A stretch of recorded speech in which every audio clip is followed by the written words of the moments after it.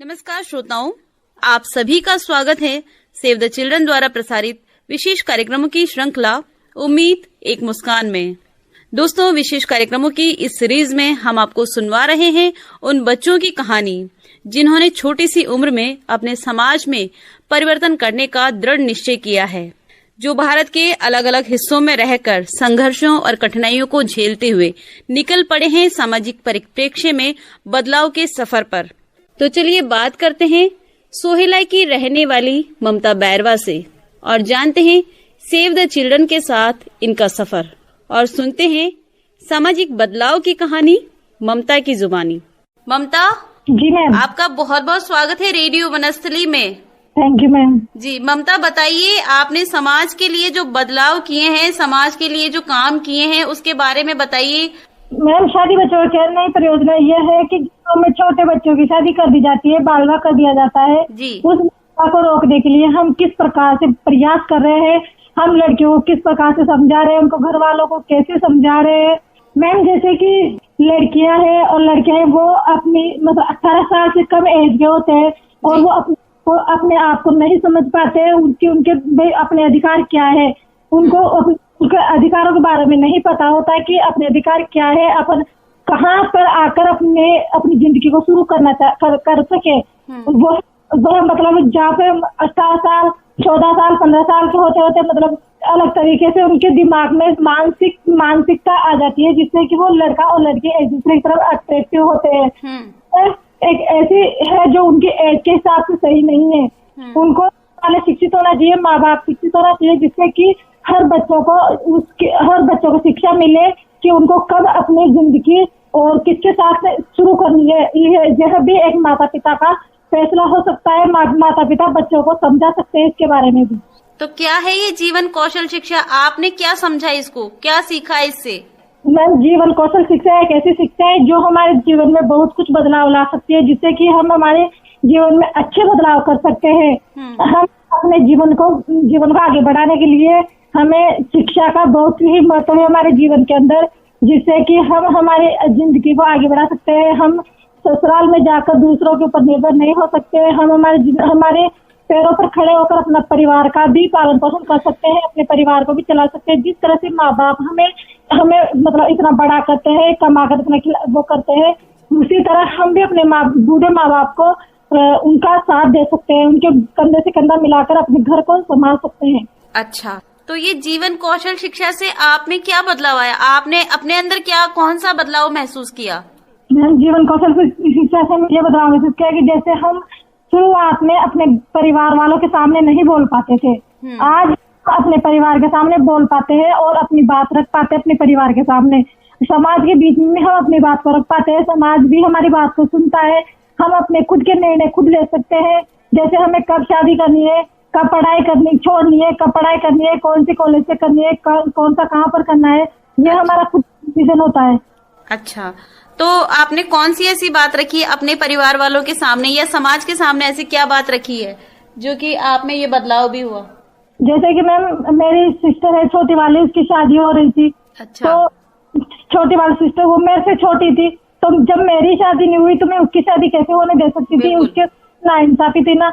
इसलिए मैं अपने घर वालों को समझाया कि मेरी छोटी बहन की शादी नहीं की जाए। वह अभी मेरे से भी छोटी है और मेरे से छोटी है ना, उससे भी छोटी है, तो ये एक अन्याय है। उससे उसकी शिक्षा से वंचित रहेगी। वो अपने जीवन को अपने ससुराल वालों जो उसके ससुराल वालों में उसके साथ जो दुर्व्यवहार होगा उसको सहन कर पाएगी। वो अपने शरीर का पूरी तरह से पालन पोषण वो परिपूर्ण भी नहीं हो पाई अभी तक।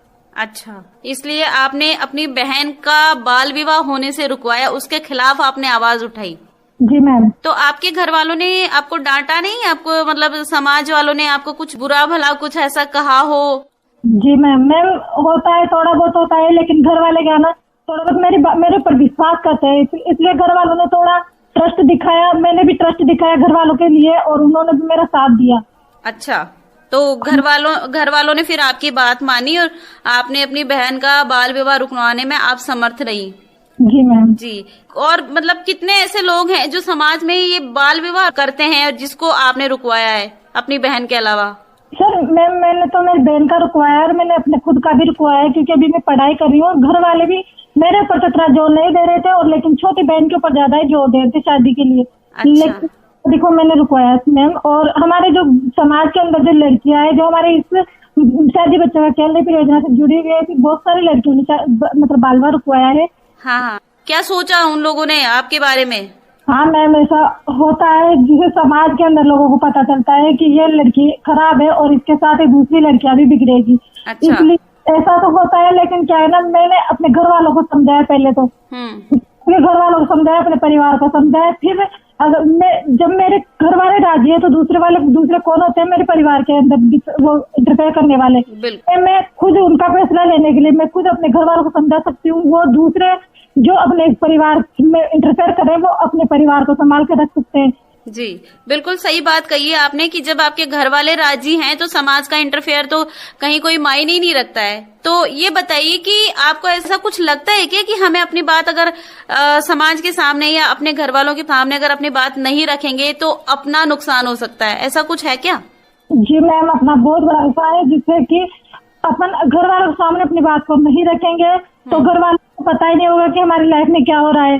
अगर हम अपने घर वालों को समझाएंगे तो उनको कुछ समझ में तो आएगा, कम से कम भाई अपनी लड़की अच्छा कर रही है, गलत कर रही है, सही कर रही है।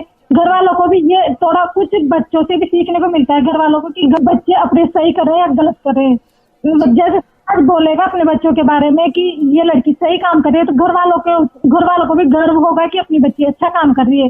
और अगर दूसरे गलत बोलेंगे तो घर वालों को ये इफेक्ट पड़ेगा कि अपनी बच्ची सही काम नहीं कर रही है और ये गलत रास्ते पर है। तो इसलिए घर वालों को समझाना बहुत जरूरी है, और ये जरूरी है मैम। जी बिल्कुल सही बात बताई है आपने कि घर वाले भी अगर ये सोचते हैं कि अपनी बच्ची अच्छा काम कर रही है तो हमें उसका सपोर्ट करना चाहिए। और ये जरूरी नहीं है कि बड़े हो गए तो वो बच्चों से कुछ नहीं सीख सकते, कभी कभी बच्चे भी कुछ ऐसी चीजें सिखा देते हैं जो बड़ों को भी नहीं आ पाती है। तो ये बताइए कि आपकी उम्र की जो किशोरी बहनें हैं ना, जो आपकी सहेलियां हैं या आपकी हम उम्र की किशोरी बहनें हैं, जो उनको अब तक भी ये डर लगता है कि हम अपने घर वालों के सामने नहीं बोल सकते, उनको आप किस तरह से मैसेज देना चाहिएगी ताकि वो भी आपके जैसी निडर बन सके, साहसी बन सके, समाज के लिए वो भी कुछ काम कर सके? ऐसा कुछ मैसेज उनके लिए बताना चाहेंगी, कुछ कहना चाहेंगी अपनी बहनों को? ये हर लड़की में कॉन्फिडेंस होना बहुत जरूरी है, आत्मविश्वास ही होना बहुत जरूरी है, और खुद का सम्मान करना भी बहुत जरूरी है। अगर हम खुद का सम्मान करेंगे तो सामने वाला भी अपना सम्मान करेगा। सामने वाला ये सोचेगा कि ये खुद कितनी कॉन्फिडेंस है, कि ये खुद अपने आप में इतना स्पेशल है। जी बहुत अच्छा, बहुत अच्छी बात बताई आपने, और पूरे आत्मविश्वास के साथ में अपनी बात रखिए। आप इस तरह से समाज में सामाजिक कार्य करती रहें, सामाजिक बदलाव करती रहें। बहुत बहुत शुभकामनाएं आपको। Thank you ma'am. जी।